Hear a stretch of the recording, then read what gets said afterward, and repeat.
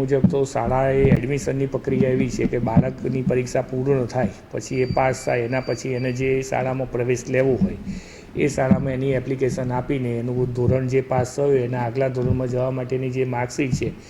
એ તમે આપો, એના સાથે જ એનું એડમિશન થતું હોય છે. અને વહેલા તે પહેલાંના ધોરણે જેટલી અરજીઓ આવે એ પ્રમાણે જ એને એડમિશન આપવાનું થતું હોય છે. આપ કહો છે મુજબ કોઈપણ પ્રકારની પરીક્ષા લઈ શકાતી નથી આરટીઈના નિયમ મુજબ. એટલે કોઈપણ શાળા આપ કહો છે એવી જો લેતી હશે ને અમારા પાસે ધ્યાને આવશે અને આધાર પુરાવો મળશે તો સરકારશ્રીના આરટીઈના નિયમ જે છે 2009 મુજબ એના ઉપર અમે કડકમાં કડક કાર્યવાહી કરીશું. અને આજે આપના માધ્યમથી અમે પોરબંદર જિલ્લાના તમામ વાલીઓને પણ નમ્ર જાણ કરીએ છીએ અને સાથે સાથે આપને પણ વિનંતી કરીએ છીએ અને આગ્રહ પણ કરીએ છીએ કે કોઈપણ શાળા આ પ્રકારે તમારી પાસેથી કોઈપણ પ્રકારની પરીક્ષા લેતી હોય અથવા તો તમારી પાસે ગણવેશનો આગ્રહ રાખતી હોય કે અમારી શાળાનો જ ગણવેશ તમારે લેવો, કોઈપણ પ્રકારના પુસ્તકો કરવા અમારી શાળામાં અથવા તો અમારી શાળામાં ટ્યુશન કરાવવું, એ કોઈપણ પ્રકારની બધી જો તમારા ધ્યાનમાં આવતી હોય, કોઈ સ્ટેશનરી ખરીદવી એવી પણ જો આવતી હોય તો તમારા નામ, સરનામું, તમારો કોન્ટેક નંબર સાથેનો આધાર પુરાવા સાથે તમે અમને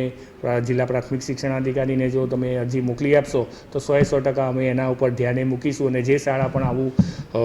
ગેરસરકારી કાર્ય કરે છે તો એને અમે પૂરતી તપાસ કરીને જે પણ સરકારે રહી એના ઉપર કડકમાં કડક જે પગલાં લેવાના થતા હશે એ આપના માધ્યમથી ને એ શાળા ઉપર અમે પગલાં લેવાની પૂરેપૂરી ખાતરી આપને આપીએ છીએ. કોઈ નહીં લેખિત પરીક્ષા કોઈપણ નામ આપીને લઈ શકાય નહીં. સરકારે જે ધોરણમાં પાસ થયું હોય એણે જે પરીક્ષા આપી હોય વાર્ષિક પરીક્ષા અને એના આધારે આગલા ધોરણમાં જતું હોય એ જ પરીક્ષા ઓકે છે. બાકી પ્રવેશ માટે કોઈપણ પ્રકારની પરીક્ષા લઈ શકાય નહીં. સરકારના નિયમ મુજબ જો આવી કોઈપણ પ્રકારની પરીક્ષા લે છે અને એના આધાર પુરાવા મળે છે તો એ શાળા ઉપર અમે જે પણ અમારા નિયમો છે એ પ્રમાણે અમે 100% એ શાળા ઉપર પગલાં ભરીશું અને રાજ્ય સરકારને પણ એ શાળાને બંધ કરવા સુધીની ભલામણ અમે કરીશું. મળ્યા છે એટલે મેં મારા ટીપીઓને હાલ પૂરતી તો જે શાળાની ફરિયાદ હતી એની તપાસ કરવાની મેં સૂચના આપી દીધી છે, પણ અમે અત્યારે સૂચના પ્રમાણે એનો તપાસ રિપોર્ટ પણ તૈયાર કરાવડાવીશું. અને ફક્ત એક દિવસ પૂરતું નહીં પણ પૂરા મહિના સુધી પણ જ્યાં સુધી આ પ્રવેશ પ્રક્રિયા રહેશે ત્યાં સુધી અમે સતત વોચ રાખીશું. ને જે એમાં આ શાળાઓ તમે જે કહો છો એવી પ્રકારની શાળાઓ પકડાશે